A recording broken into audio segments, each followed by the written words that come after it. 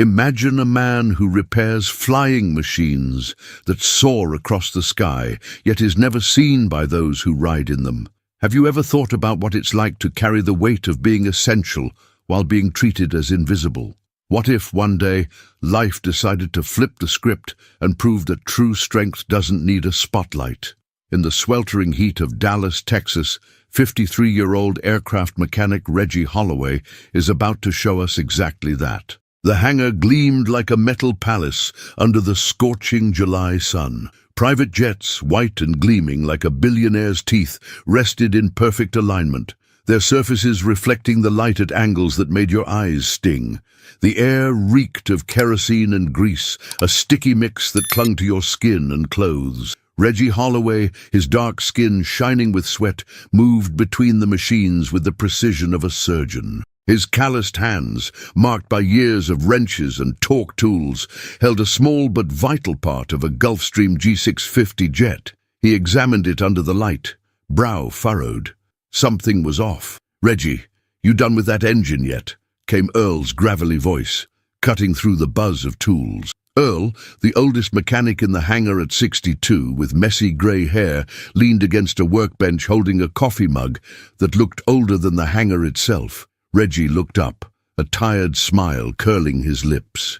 "Almost, Earl, but this part right here," he held up the small hydraulic component, "got a bad feeling. I think it's worn." Earl took a sip of coffee and grimaced. "Man, this coffee tastes like it was brewed through a gym sock. Why don't you just toss that thing and grab another? Less headache." Reggie chuckled softly, the sound muffled by the whir of a compressor. "If only it were that easy, Earl. The supervisor's going to want a 3-page report just to justify the replacement."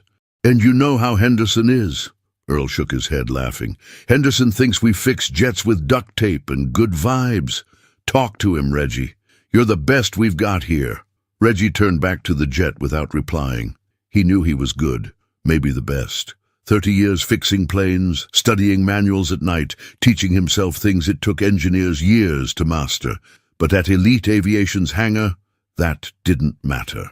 Not when his skin was darker than the pilots and executives who zipped across the tarmac in luxury cars. Not when looks like the ones Travis McNeil gave him served as daily reminders that he didn't belong. The hangar was a world of its own. Polished steel walls, floors so clean they mirrored the fluorescent lights and the constant hum of engines being tested. But for Reggie, it was also a place of silences. The silence of co-workers who avoided eye contact in the break room. The silence of Supervisor Henderson, who waved off his suggestions, and the silence Reggie kept himself, swallowing the words he longed to say. "Hey, Holloway!" Travis McNeil's voice cut through the air like a blade. Reggie turned, already knowing what was coming. Travis, 28, slicked back blonde hair, arrogant blue eyes, strolled through the hangar in a spotless pilot uniform. He was the son of one of Elite Aviation's investors, which apparently gave him the right to treat everyone like they were beneath him. "You done poking around in my jet? I've got an important flight tomorrow, and I don't want you screwing anything up." Reggie took a deep breath, keeping his face neutral. "It's ready, McNeil. But I found an issue in the hydraulic system. This part here," he held up the component, "might not hold up on a long flight. I recommend replacing it." Travis scoffed, a short, dismissive laugh. "You recommend, huh? Look, Holloway, leave the diagnostics to the engineers. Your job's to tighten bolts, not play genius." Earl, still at the bench, huffed loud enough to be heard. "If I were you, Travis, I'd listen to Reggie. He was fixing planes before you were out of diapers." Travis shot Earl a glare but didn't respond. Instead, he turned to Reggie, jabbing a finger at him. "Do your job right, Holloway. I don't want any issues on my flight because of carelessness." The word hung in the air, heavy with implication. Reggie felt heat rise up his neck, but his voice stayed steady. "I do my job, McNeil. Always have." He slipped the part into his coverall pocket, already planning to speak with Henderson later. Travis just shrugged and walked off, his footsteps echoing on the gleaming floor. Later, in the control room, Reggie found Henderson, a middle-aged man with thin-rimmed glasses and a constant expression of impatience. Mr. Henderson, about McNeil's jet. That hydraulic part is showing signs of wear. I recommend replacing it before tomorrow's flight." Henderson didn't even look up from his tablet. "Holloway, did you check the maintenance log? That part was inspected less than a month ago. Everything's fine." "I know, sir, but I saw microscopic cracks. It could be risky." Henderson sighed, finally looking at Reggie. "Look, Holloway, I know you like to be thorough, but we're on a schedule. That jet flies tomorrow. Period. Write a report if you want, but I'm not approving a replacement now." Reggie pressed his lips together, the familiar weight of frustration settling in. He knew the report would be filed away, unread. "Understood, sir," he said quietly, then walked back to the hangar. As he moved among the jets, the setting sun streamed through the tall windows, painting the floor orange. Reggie paused for a moment, staring at the Gulfstream Travis would fly. He thought of his daughter, Maya, now in college, studying engineering. Every part he repaired, every overtime shift, was for her. He pulled a notebook from his pocket, a habit of years, where he documented every detail of his work. With a worn-out pen, he wrote, "G650, hydraulic component, possible cracks. Warning ignored, 7/15/2025. He tucked the notebook away and looked at the jet, the shine of the metal contrasting with the grease on his hands. Life wasn't fair. He knew that, but he also knew that sometimes life found a way to set things right. He just had to wait. As the sun dipped below the horizon, Reggie grabbed his toolbox and headed for the exit, the echo of his footsteps blending with the hum of the hangar. He didn't see it, but Earl was watching him, shaking his head with a half-smile. "That man," Earl muttered to himself, "is stronger than all those jets combined." The Dallas sky was still painted in a deep purple, the first lights of dawn struggling to cut through the humid July haze. Inside the elite aviation hangar, the air already carried the weight of the coming heat, mixed with the sharp scent of jet fuel and warmed metal. Reggie Holloway walked across the gleaming floor, his dark blue coveralls stained with grease, his boots echoing softly in the morning stillness.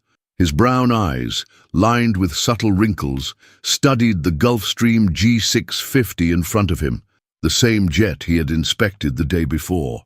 His calloused hands, hardened by decades of labor, held a torque wrench with the steady grip of someone who knew every part like an extension of himself. He worked with almost artistic precision, every movement calculated, every adjustment flawless.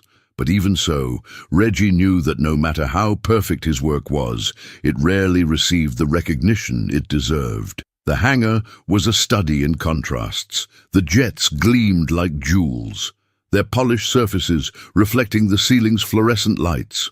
The floor, so clean it looked like glass, stood in stark contrast to Reggie's dirty hands, stained with grease that never seemed to wash off. In the background, the constant buzz of tools and the occasional growl of a testing engine filled the air.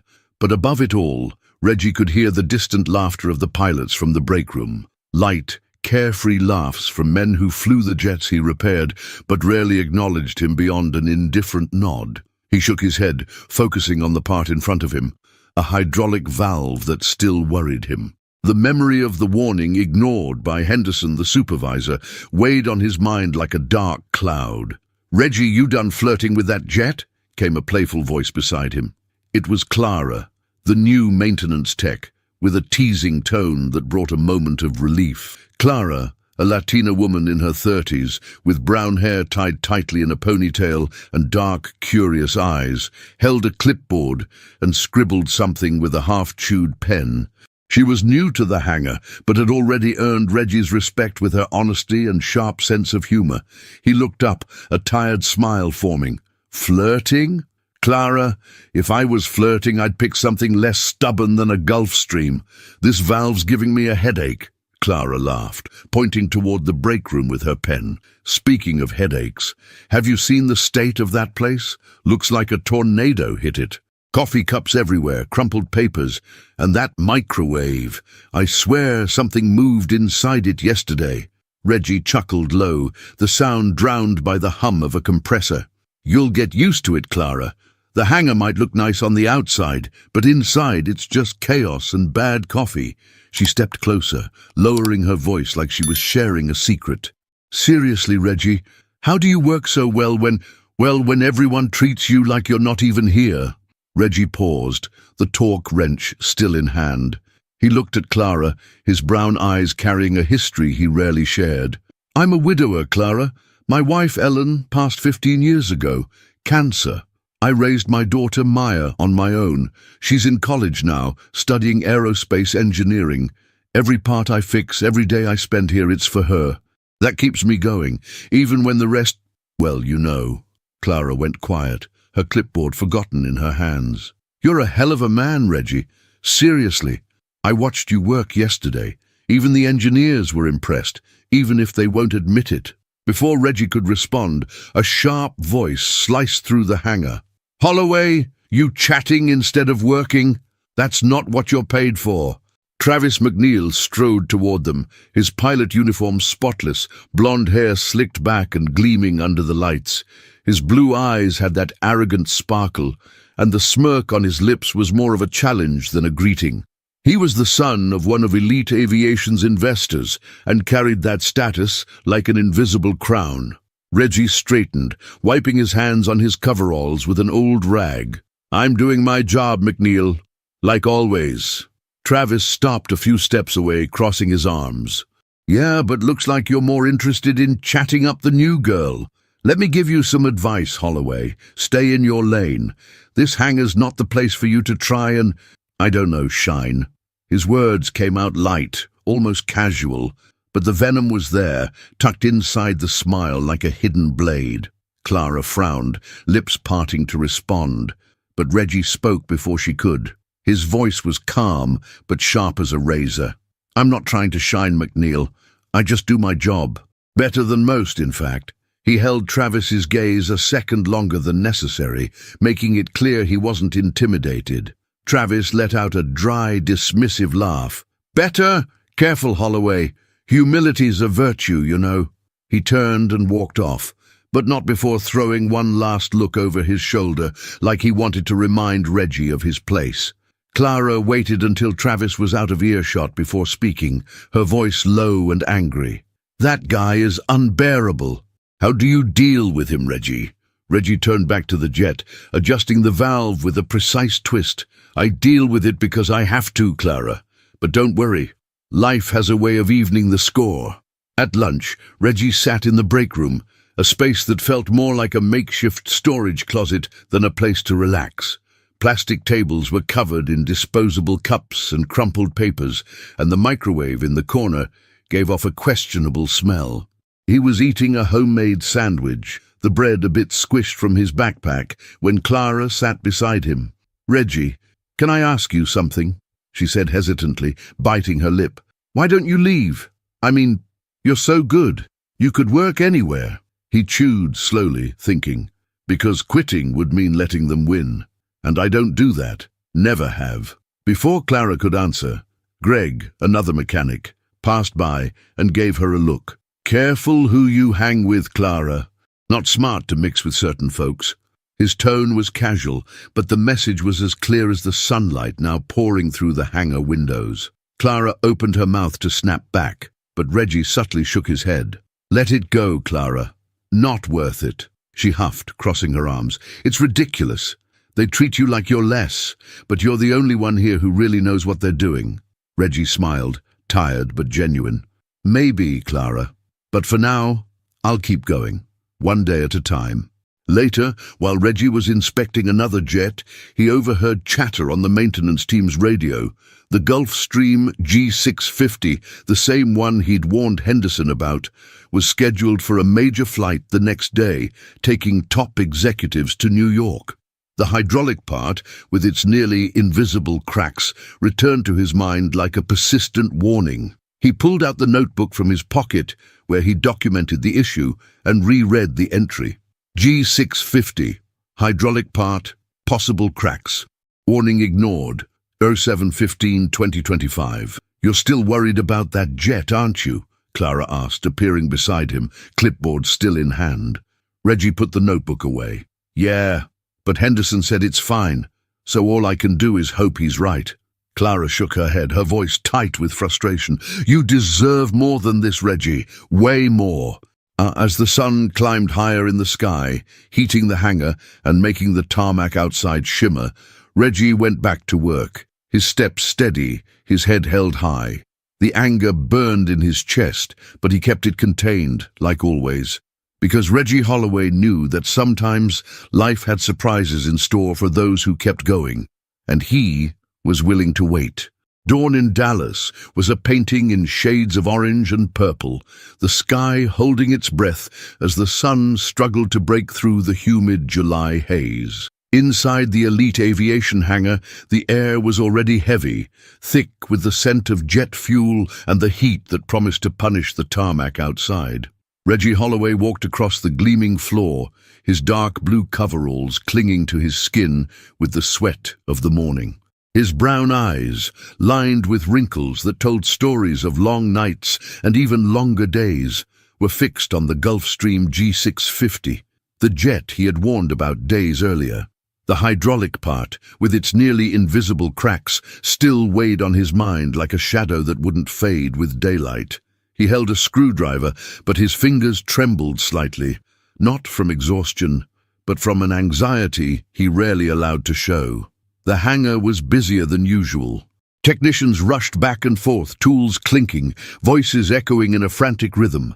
The jets, lined up like metal sentinels, gleamed under the fluorescent lights, their polished surfaces reflecting the motion around them. Reggie could feel the energy in the air, a mix of urgency and arrogance that always came before an important flight. He knew from radio chatter that the Gulfstream was scheduled to take high-level executives to New York today. Men and women whose signatures moved millions, but who would never know the name of the mechanic who made sure they arrived alive, or not. Reggie, you've got that ghost-seeing face again, said Earl, appearing at his side with the same stained coffee mug as always. His grey hair was messier than usual, and he wore a crooked smile, like he already knew the day was bound for trouble. It's that jet again, isn't it? Reggie nodded, wiping his hands on his coveralls. Yeah, Earl. Got a bad feeling. That hydraulic part. I warned Henderson, but he doesn't want to hear it. Earl snorted, taking a sip of coffee and wincing. This coffee's worse than yesterday, and yesterday it was already awful. Why don't you go talk to Henderson again? You know he only listens when his neck's on the line. Reggie sighed, looking over at the jet. I'll try, Earl, but you know how it is. He'll just tell me to write another report no one's going to read. Then write it, Earl said, pointing his mug at Reggie. You're stubborn as a mule, Reggie Holloway. Use it to your advantage. Reggie gave a half smile, but the anxiety still squeezed his chest. He walked toward the control room, where Supervisor Henderson was hunched over a tablet, his face lit by the screen. Henderson was a man in his 50s, with thin-rimmed glasses and the permanent look of someone who preferred spreadsheets to people. Reggie cleared his throat, trying to get his attention. Mr. Henderson, can I speak with you for a minute? Reggie kept his voice steady, despite the weight he felt on his shoulders. Henderson looked up, clearly annoyed at being interrupted. What is it, Holloway? I'm busy. This flight's a big deal. It's about the Gulfstream, sir, Reggie said, gesturing to the jet visible through the office window. That hydraulic part I mentioned. I double-checked it yesterday. There are microscopic cracks. It's not safe to let that plane fly without replacing it, Henderson sighed, taking off his glasses and rubbing his eyes. Holloway, we've been over this. The part was inspected less than a month ago. It's within spec. You're seeing problems that aren't there. Sir, I saw the cracks with my own eyes, Reggie insisted, his voice rising just slightly, still controlled. If that part fails mid-flight, it could be catastrophic. Catastrophic? Henderson laughed. A dry, dismissive sound. You're being dramatic, Holloway. Write a report if you want, but that jet flies today. End of discussion. Before Reggie could respond, Earl stepped into the room, carrying a toolbox. Hey, Henderson, ever think about hiring a barista for the hangar? 'Cause this coffee's more poison than beverage. He winked at Reggie, trying to break the tension. Henderson rolled his eyes. Earl, move along. And you, Holloway, get back to work. Reggie pressed his lips together, the frustration burning like a coal in his chest. He left the office, heavy steps echoing as his boots struck the floor, blending with the sounds of the hangar. As he made his way back toward the jet, he spotted Travis McNeil on the far side, laughing with other pilots. Travis looked impeccable in his uniform, his blonde hair shining like he'd just stepped out of a commercial. He gestured with exaggerated confidence, telling a story that made the others laugh loudly. Reggie caught snippets of the conversation as he passed. "This flight's gonna be a breeze," Travis said, his voice dripping with arrogance. "New York, big shot execs, and me at the helm. They'll see what a real pilot looks like." One of the other pilots, a guy named Derek, laughed. "Yeah, Travis, but don't impress them too much. These execs expect perfection." "Oh, perfection is my middle name," Travis shot back with a wide grin.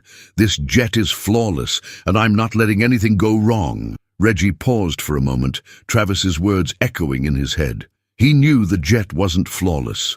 That hydraulic part, invisible to less trained eyes, was a ticking time bomb. He thought of Maya, his daughter, studying aerospace engineering in college.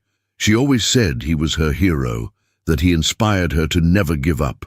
Reggie took a deep breath, pushing away the sense of helplessness that threatened to rise.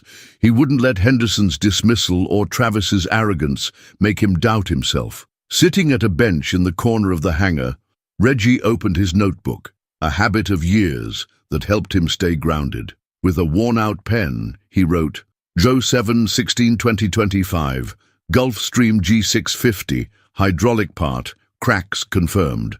Warning given to Henderson, ignored. Flight with executives, scheduled for today." He underlined the last sentence, pressing the pen hard into the page. Every note was proof of his diligence, a way to remind himself, even if no one else listened, that he was right. As the hangar buzzed around him, Reggie watched Travis walk toward the Gulfstream, his posture confident, almost defiant. He climbed into the cockpit, giving one last glance at the hangar like he owned the place. Reggie felt a tightening in his stomach, a mix of anxiety and responsibility. He knew what was at stake. Lives depended on that jet, and he had done everything he could, or almost everything. The Gulfstream's engines began to rumble, a low roar that made the floor vibrate. Reggie stood still, eyes locked on the jet as it was towed toward the runway.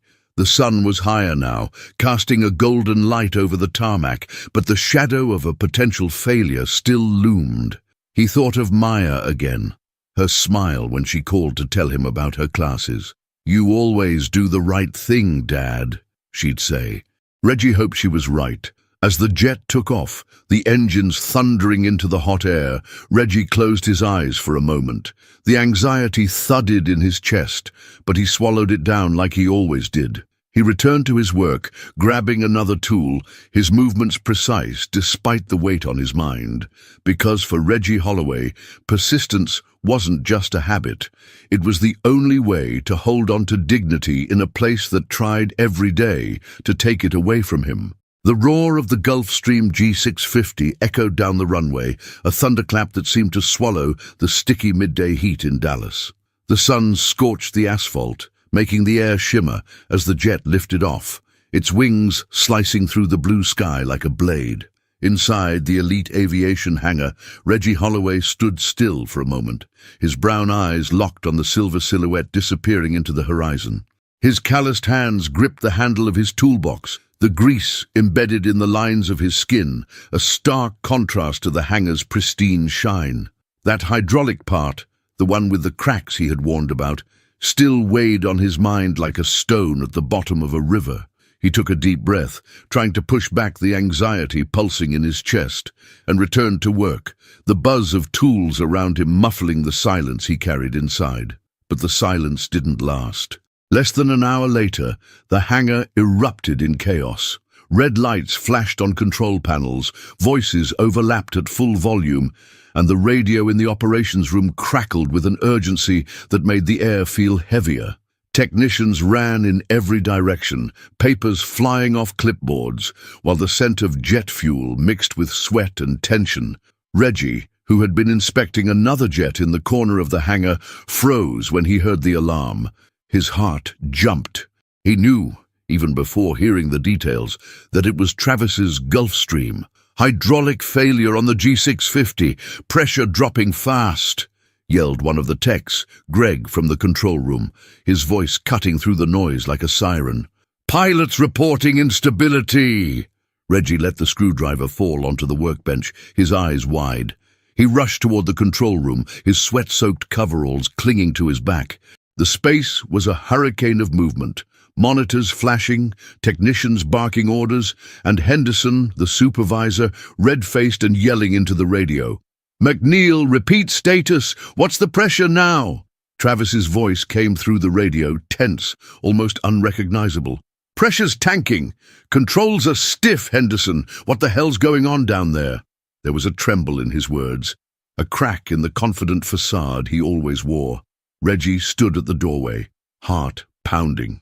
He recognized the issue instantly. It was the hydraulic part, the one he had warned Henderson about twice. He stepped forward, voice steady despite the chaos around him. "Mr. Henderson, it's the part I mentioned. The cracks I saw. They must have given out." Henderson turned, eyes narrowing in irritation. "Holloway, this isn't the time for your theories. We're dealing with an emergency here." "But I warned you," Reggie insisted, his voice rising a notch but still controlled. "The hydraulic part is failing because it wasn't replaced. I can help guide McNeil over the radio." Henderson slammed his hand on the desk, the sound echoing through the room. "You're not an engineer, Holloway. Stay out of this and let the specialists handle it." Reggie felt indignation flare in his chest, but before he could respond, Clara appeared beside him, clipboard forgotten in her hands. Her brown eyes shone with a mix of anger and resolve. "Mr. Henderson, with all due respect, your specialists are running around like headless chickens." She pointed to the techs shouting over each other into the radio. "Reggie knows what he's talking about. He warned you about that part days ago. Let him speak." Henderson opened his mouth to snap back, but the radio crackled again, Travis's voice now more desperate. "Henderson, I can't stabilize. Altitude's dropping. Give me something to work with here." The supervisor hesitated, his red face now tinged with doubt. He looked at Reggie, who met his gaze with a calm that masked the storm inside. "Go ahead, Holloway," Henderson finally said, voice tight, "but you'd better know what you're doing." Reggie stepped up to the radio, heart racing but mind sharp as a blade. He grabbed the mic, grease-stained hands gripping the plastic. "McNeil, this is Holloway. Listen carefully. The hydraulic part failed, just like I warned. You'll need to make a manual maneuver to compensate for the pressure loss." Travis's voice came back, filled with disbelief. "Holloway, you? Are you kidding me? Where are the engineers?" Clara scoffed, folding her arms. "Engineers? They're busy trying not to panic," she muttered, loud enough for Reggie to hear. He gave a half-smile, her comment cutting some of the tension in the room. "McNeil, we don't have time for this," Reggie said, his voice firm as steel. "You want to save this jet or not? Listen to me. You need to manually adjust the flaps and reduce power to the right engine. I'll walk you through it." There was silence on the radio, broken only by the sound of heavy breathing. Reggie could picture Travis in the cockpit, sweat dripping down his forehead, blue eyes wide as he realized his life depended on the man he'd looked down on just hours ago. "All right, Holloway," Travis finally said, voice shaking. "What do I do?" Reggie closed his eyes for a second, visualizing the Gulfstream's hydraulic system in his mind. He'd studied every manual, every diagram for years. Long nights alone while Maya slept. He knew there was a chance, a makeshift solution, but Travis would have to follow his instructions with surgical precision. First, throttle the right engine down to 60%, slowly, then adjust flaps to 15 degrees. No more, no less. As Travis confirmed the adjustments, the hangar seemed to hold its breath. The techs stopped yelling, eyes locked on Reggie, who spoke with a calm that steadied everyone around him. Clara stood by his side, biting her lip, hands clenched around her clipboard. Earl, who had entered quietly, watched from the corner, a proud glint in his eyes. "Done," Travis said over the radio, still nervous, but a little steadier. "But controls are still stiff." "It's getting worse," Reggie took a deep breath, thoughts racing. Then, like lightning, clarity struck. His improvised fix might work, but it wouldn't be easy. The damaged part was causing a loss of control that would require a series of precise adjustments, nearly impossible at high speed. He'd have to guide Travis step by step, like he was fixing the jet with his own hands, thousands of feet away. "McNeil, listen to every word I say," Reggie continued, his voice calm but full of command. "You need to stay focused and follow me exactly. We're going to stabilize this jet." Clara glanced at Reggie, a soft smile forming.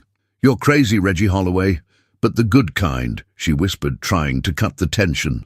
Reggie didn't respond, but his eyes shone with quiet determination. He knew what was at stake.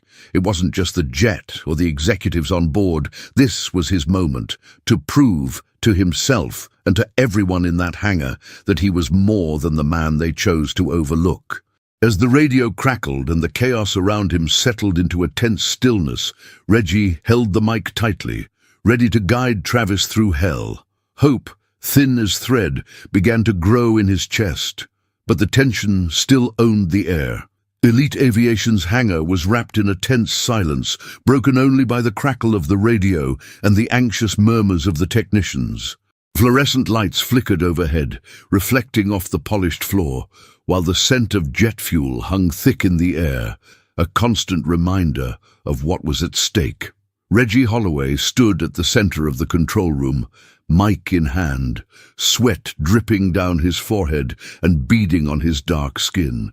His brown eyes, sharp as a hawk's, stared into the void as he visualized the Gulfstream G650, thousands of feet in the air, battling a failure he had predicted. The grease on his calloused hands smudged the microphone, but his voice was steady, cutting through the chaos like a blade. He knew every word he spoke was the line between life and death for the people on that jet. "McNeil, did you set the flaps to 15 degrees? Reggie asked, his voice calm but loaded with authority. He ignored the looks from the other technicians, some disbelieving, others filled with reluctant admiration. Henderson, the supervisor, stood just a few feet away, his face red and glasses fogged, clearly torn between frustration and panic. Travis McNeil's voice came back over the radio, trembling and almost unrecognizable. "Yeah, Holloway, 15 degrees, but the controls are still stiff. We're dropping altitude fast." There was panic in his words, a tone Reggie had never heard from the arrogant pilot. "Are you sure you know what you're doing? Because if this goes wrong—" "I know what I'm doing, McNeil," Reggie cut in, voice steady as the steel walls around them. "Trust me. Now throttle the left engine down to 50%. Slowly. No sudden moves." "Trust you?" Travis shot back, his voice laced with sarcasm, even through the fear. "You're a mechanic, Holloway. Where are the engineers? I need someone who knows what's happening." Clara, standing beside Reggie, let out a loud scoff. "Engineers? They're busy trying not to pass out," she muttered, crossing her arms. Her brown eyes burned with a mix of indignation and support for Reggie. Earl, leaning against the wall, let out a rough laugh. "Travis, son, your ego's bigger than that jet. But this ain't the time to play smart. Listen to Reggie, or you're gonna be tomorrow's headline." The comment drew a few nervous chuckles from the techs, but the tension slammed back into place as the radio crackled again. "Holloway, altitude's dropping, 25,000 feet and falling," Travis shouted, panic now fully taking over. "Controls aren't responding right. Give me something fast." Reggie closed his eyes for a second, his mind racing like an overworked engine. He visualized the Gulfstream's hydraulic system, every tube, every valve, every potential failure point. He had warned about that faulty part days ago, and now it was giving out, just like he'd feared. But he also knew there was a way, a makeshift maneuver that could stabilize the jet long enough to land. He'd studied emergency protocols on his own during long nights after work while Maya slept and the house was silent. No one in the hangar knew that, until now. "McNeil, listen closely," Reggie said, his voice so firm even Henderson stopped pacing. "You're going to need to make a series of manual adjustments to compensate for the hydraulic failure. First, disengage the autopilot. Now." "Disengage autopilot?" Travis nearly shouted. "Are you insane? That's the only thing keeping me in the air."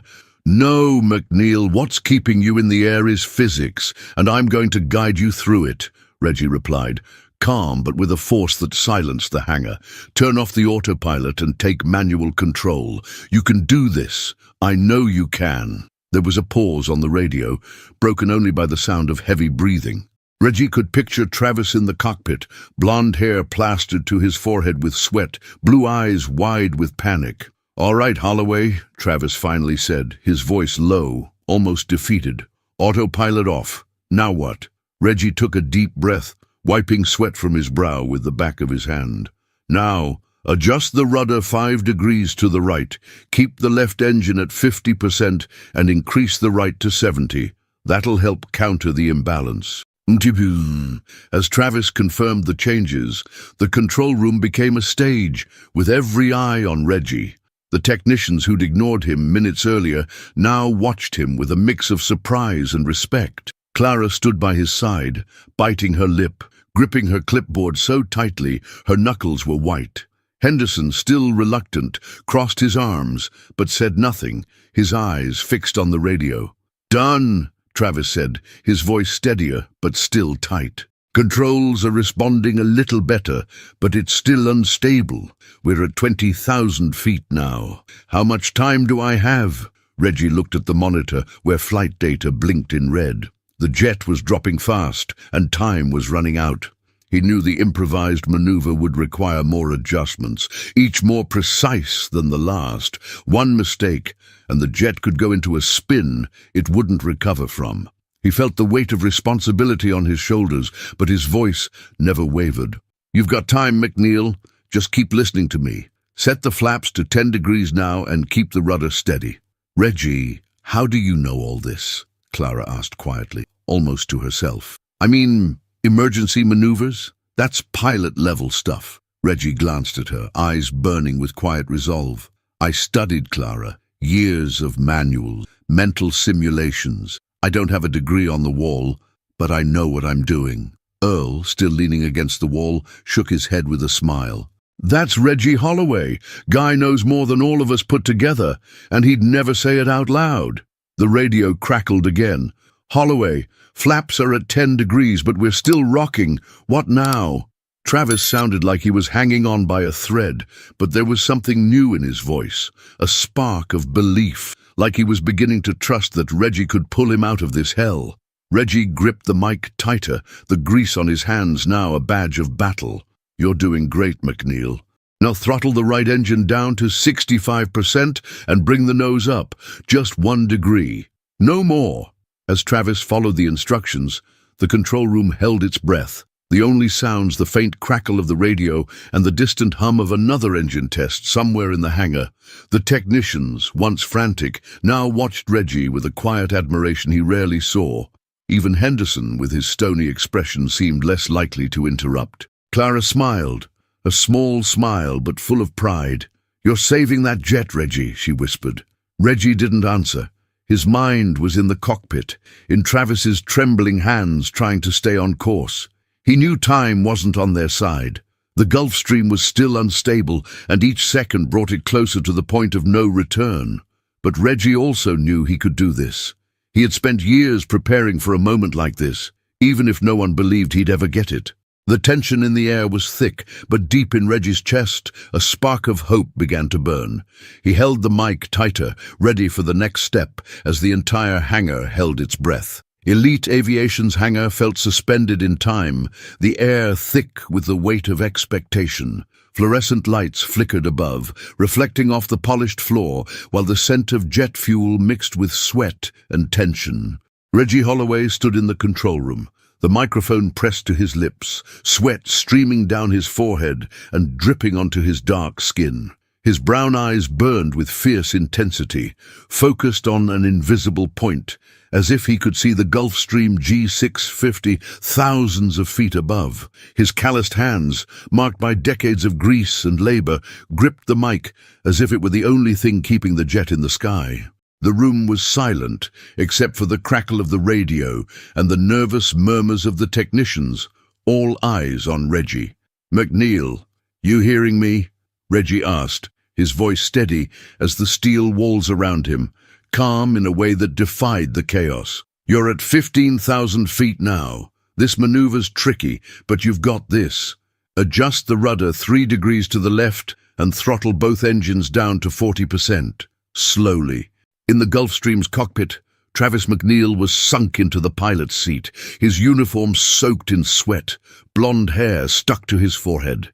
His trembling hands clutched the yoke, blue eyes wide as he fought off panic. Warning lights flashed red, alarms blared in frantic rhythm, and the horizon outside tilted like a ship in a storm. Reggie's voice over the radio was the only anchor he had. "Holloway, I don't know if I can do this," Travis said, his voice breaking, the arrogance from before replaced by raw desperation. "The controls are stiff, the jet's shaking." "You can do it, McNeil," Reggie shot back, his voice slicing through the fear like a blade. "You're the pilot, I'm the mechanic. Together we're bringing this jet home. Now rudder 3 degrees left. Do it." Travis swallowed hard, his fingers hesitating before obeying. He adjusted the rudder, the jet responding with a violent shudder that turned his stomach. "Done," he muttered, barely audible. "But we're dropping fast, Holloway. 12,000 feet." In the control room, Clara stood beside Reggie, biting her lips so hard it nearly bled. Her brown eyes shimmered with a mix of fear and awe. "Travis is finally listening to someone," she whispered to Earl, who leaned against the wall, a forgotten coffee mug in hand. "Who'd have thought? The king of the hangar needing Reggie." Earl chuckled low, the raspy sound offering a moment of relief. "His ego's getting a crash course in humility," he murmured, shaking his head. "And Reggie's putting on a damn masterclass." Reggie didn't hear the comment. His mind was in the jet, visualizing the hydraulic system like he could touch each component. The failure he'd warned about, dismissed by Henderson, was now a brutal reality, but he knew the improvised maneuver he had planned could work. It was a delicate balance, adjusting manual controls to compensate for hydraulic loss and keeping the jet stable long enough for Travis to align for an emergency landing. Every instruction had to be exact. Every second mattered. "McNeil, now throttle up the right engine to 50% and hold the nose 2 degrees up," Reggie continued, his voice steady despite the sweat trickling down his neck. "You'll feel resistance, but don't force it. Let the plane respond." In the cockpit, Travis breathed fast, chest heaving like he was running a marathon. He followed the instructions, hands shaking as he adjusted the controls. The jet lurched, and for a second he thought he'd lose it. "Holloway, it's getting worse," he shouted, voice raw with fear. "We're at 10,000 feet, and the ground's coming fast." "Stay calm, McNeil," Reggie replied, voice unwavering. "You're doing it right. Now, set the flaps to 8 degrees and keep the rudder steady. We're stabilizing." In the control room, the silence was suffocating. The technicians, once shouting over each other, now watched Reggie in stunned reverence. Henderson stood with arms crossed, caught between anger and disbelief, saying nothing. The radio crackled, filled with Travis's heavy breathing. "Flaps at 8 degrees, Travis confirmed, his voice a little stronger. "It's starting to respond, Holloway. Still unstable, but better." Reggie closed his eyes for a second, thinking fast. He knew the jet was on the edge of a spiral. The cracked hydraulic part had completely failed, and now the system relied solely on manual corrections. He pictured the Gulfstream's manual, the pages he'd studied late at night while Maya slept. He didn't have a degree, but he had something no one could deny anymore. Skill. "McNeil, listen closely," Reggie said, his voice slower now, each word carefully chosen. "You're going to make one last adjustment. Throttle the left engine up to 55% and lower the nose by just 1 degree. That'll give you the angle to line up for landing. Dallas Airport's 20 miles out. You've got this." Travis hesitated, the silence on the radio stretching unbearably. "Holloway, you were right," he said, voice low and choked. "About the part. I should have listened." Reggie didn't answer right away. He felt the weight lift from his shoulders, but there was no time for emotion. "Focus, McNeil. We'll talk later. For now, do as I said." In the cockpit, Travis adjusted the controls, hands still shaking, but driven by new resolve. The jet responded. The shaking eased, the horizon leveled. In the distance, he could see Dallas Airport, a strip of asphalt glinting under the scorching sun. "I'm lining up, Holloway," he said, voice firmer. "I see the runway." In the control room, the tension was unbearable. Clara gripped her clipboard so hard her knuckles turned white. Earl, still leaning against the wall, shook his head, murmuring to himself. "That man's a legend," he said softly, loud enough for Clara to hear. Suddenly, the radio crackled with a new sound, alarms dying down. "Holloway, it's working!" Travis shouted, voice full of disbelief and relief. "The jet's stabilized. I'm aligned for landing." Reggie took a deep breath, sweat pouring down his face like a faucet. "Good work, McNeil. Keep the nose steady and throttle down gradually. You're almost there." The entire hangar seemed to hold its breath as the Gulf Stream descended. In the cockpit, Travis gripped the yoke tight, eyes locked on the runway. The jet hit the ground with a jolt, tires screaming against the asphalt, but held. It slowed, steadied, and finally stopped. The radio burst to life again, Travis's voice trembling with relief. "We landed, Holloway. We're down." The control room erupted in cheers, shouts, and whistles. Clara tossed her clipboard in the air and ran to hug Reggie. "You did it, Reggie! You saved them!" she yelled, eyes shining. Earl walked up, clapping Reggie on the back with a wide grin. "I always knew you were the guy, Holloway." Even Henderson, arms still crossed, gave a reluctant nod, his lips tight in something that almost looked like respect. Reggie, though, simply let go of the mic, his body finally relaxing after minutes of tension. He wiped the sweat from his brow, eyes fixed on the monitor, now showing the jet motionless on the runway. He had done what needed to be done, and for the first time, the hangar truly saw him. Dawn in Dallas brought a soft light, a veil of golden hues stretching across the sky as if the world was silently celebrating. The elite aviation hangar, with its gleaming jets lined up like sentinels, felt different that morning. The smell of jet fuel still hung in the air, mingling with the humid July heat, but there was a new energy, a subtle buzz that didn't come from tools or engines, but from people. Reggie Holloway walked across the polished floor, his dark blue coveralls stained with grease, his boots echoing softly. His brown eyes, lined with the wrinkles of years marked by struggle and perseverance, scanned the hangar with his usual calm. He expected another day of invisible routine, where his skill would be overshadowed by disregard. But today, something had changed. Reggie stopped beside a jet, toolbox at his side, and began checking a part, his movements as precise as ever. The sun filtered through the high windows, painting the floor orange, and the hangar buzzed with morning activity. Technicians passed by him, and for the first time, some offered glances that held more than indifference. A nod here, a quiet good job there. Reggie noticed but said nothing. He never needed praise to do his work. "Reggie Holloway, the hero of the hangar!" Clara's voice rang out, full of enthusiasm, making Reggie lift his head. She was approaching, brown ponytail swinging, eyes bright with a wide smile. "Did you see how everyone's talking about you today? Even Henderson's quieter. I think he's embarrassed for doubting you." Reggie gave a half smile, wiping his calloused hands on his coveralls. "Clara, I was just doing my job. I don't need a parade." "A parade?" Clara laughed, folding her arms. "You saved a jet full of execs. That's not just work, Reggie. That's, I don't know, legendary." Before Reggie could respond, Earl appeared, holding his ever-present coffee mug, his grey hair even messier than usual. "Clara's right, Reggie. You gave a masterclass yesterday. Even Travis McNeil is probably re-evaluating his life right now." He paused, his crooked smile growing, or at least trying to figure out how he's still alive because of you. Reggie chuckled quietly, the sound muffled by the hum of a compressor in the background. "Don't overdo it, Earl. Travis just needed someone to guide him. Anyone could have done it." "Anyone?" Earl snorted, taking a sip of his coffee and grimacing. "Still awful. And no, Reggie, not anyone. You were the only one who knew what to do. And Travis knows it." As if summoned by Earl's words, Travis McNeil appeared in the hangar. He walked slower than usual, his pilot uniform still crisp, but his blonde hair slightly tousled and his blue eyes lacking their usual arrogant shine. His face was pale, tension lines still visible, like he was still carrying the weight of yesterday's flight. He stopped a few steps from Reggie, hesitant, hands in his pockets.